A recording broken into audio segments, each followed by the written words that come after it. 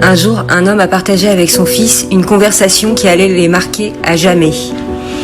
Il lui dit avec une conviction profonde : « Mon garçon, au cours de notre existence, il y a une seule et unique faute, c'est le meurtre.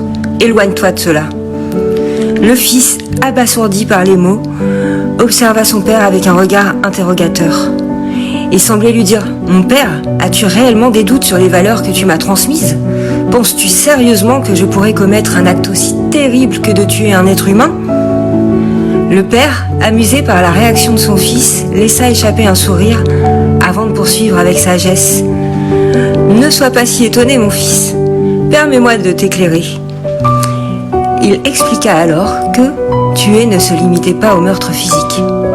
Lorsque tu mens, mon garçon, tu commets un acte de violence envers la vérité. C'est comme si tu tuais l'honnêteté elle-même. Et quand tu voles, tu ne fais pas que prendre quelque chose. Tu érodes la sécurité et la sérénité de ceux qui t'entourent. Continuant sur sa lancée, il ajouta : « La tricherie, c'est un autre meurtre. Celui de la confiance, qui est essentiel à nos relations humaines. Le fanatisme, pour sa part, élimine la liberté, tuant ainsi la diversité des opinions et des croyances.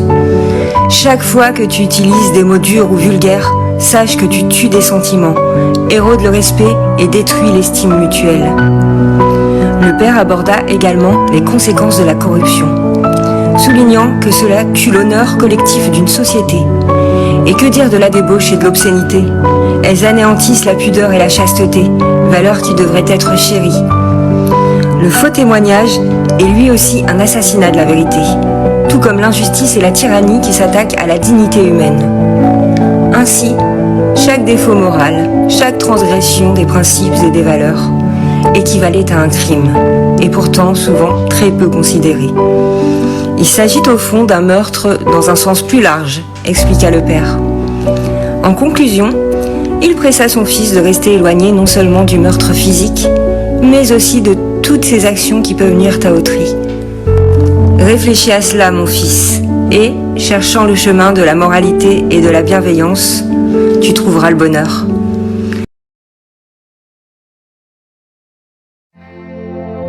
وعليكم من كل خلق سلام ضيف خلق إلهي طول الليالي ثم ليلا الإسراء فيه ترقى ببراق فهذا أسوأ الوصال